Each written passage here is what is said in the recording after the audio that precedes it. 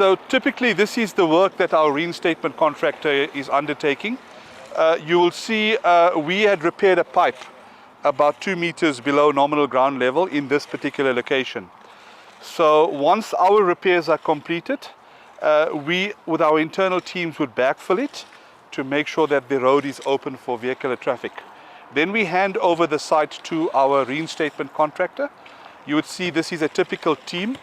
They geared up with a whole lot of equipment, compactors, hand stampers, spades, and so forth.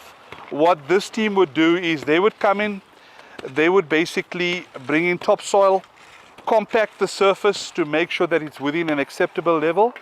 Once the compaction happens, then it's followed by the blacktop tar surface.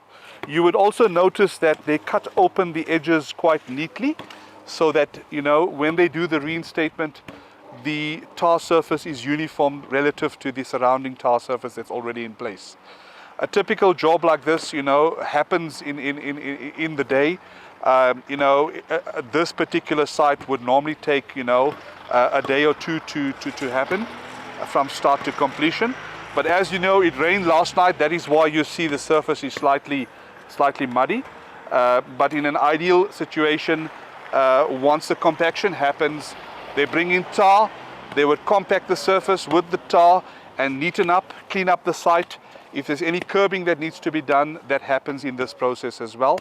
Once the job is completed, we inspect and then they move over to the next site. So essentially what we have on this work site is our reinstatement contractor performing some repairing of curbing.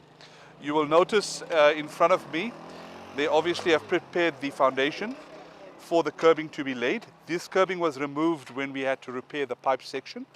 After the repair is done, obviously they've prepared the site now to do paving. They're mixing concrete to lay the curbing.